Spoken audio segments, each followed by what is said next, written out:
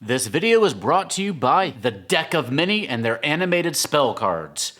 Hello and welcome to the Gallant Goblin. Today I wanted to revisit one of the older Pathfinder Battles iconic hero sets.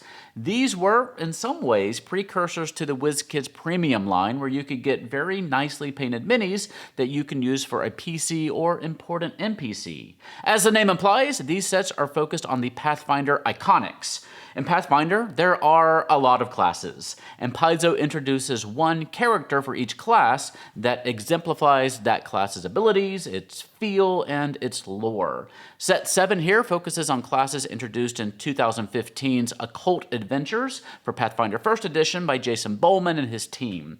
Specifically, we get the iconic Medium, Kineticist, Occultist, Spiritualist, and her Phantom. So today, let's learn about these occult classes and their iconics, see some unique minis that come in this set, and brainstorm about all the ways we can use them. First, we have Erasmus, the human medium. Mediums allow spirits of legend into their bodies, granting them special abilities. In some way, it's a jack-of-all-trades class, as you can channel spirits that grant you abilities like a rogue, a wizard, a fighter, a cleric, and others, but your overall efficacy when compared to those core classes isn't really great. But it can be a fun, thematic class for an occult campaign. Erasmus here was a young noble from Ustalov who was committed to an asylum due to his unexplainable behavior and his claims to hear voices. While locked away, he learned to let those voices in. Next we have Yoon, the human kineticist. If you're familiar with Avatar: The Last Airbender, then the Kineticist class is going to feel familiar. They channel raw elemental power like air, water, earth, fire, or ether into powerful effects. Young Yoon here is from Minkai on the continent of Tianjia. She always felt a strong connection with fire and a deep resentment toward water as she nearly drowned after falling into a river while a kid. Eventually, she learned that her connection to the fire was much stronger than she realized. This is the first child adventurer mini that I can think of, but it would also serve as a halfling or a gnome in a pinch.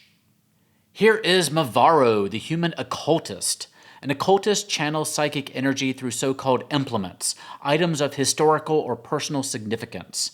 They're one of the more complicated classes in Pathfinder, but with care and planning, your occultist can become quite powerful and versatile. Mavaro grew up in a convent to Pharasma in the Mindspin Mountains, living a very ascetic life, where he learned about his abilities to channel power through ancient relics. Now he lives a life of indulgence, but always keeps an eye over one shoulder for those spirits that still haunt him. And this is Estra, the human spiritualist. The spiritualist has a special connection to one powerful phantom, so it feels somewhat similar to the summoner class. Estra, born into poverty in Isker, found a living, giving sham readings to vulnerable villagers as part of a traveling group of scam artists. But that changed when she met a knight named Honaire, whose honor and grace changed her heart, and they eventually married. He, though, was sadly lost at the start of the Goblin Blood Wars. In grief, she returned to her old ways, but learned that she now had the ability to bring forth the very real specter of her fallen husband. And we do get a mini for Phantom Honaire. The Phantom mechanics can be a little complex for a spiritualist. They can exist in multiple states, ectoplasmic, incorporeal, or just residing inside the spiritualist. They can be a frontline fighter, a roaming debuff machine, a tank. There's a lot of options. Of course, this mini can be used for any number of ghostly Pathfinder and D&D creatures if you aren't specifically playing a spiritualist. If you're playing an occult or gothic campaign, you can't really have enough ghost minis.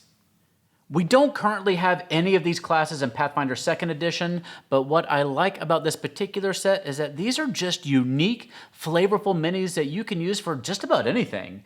Erasmus could be a caster, a bard, a thief, or really maybe just a unique-looking monk. Yoon could also be a monk or a druid or just a neighborhood kid who's in need of assistance.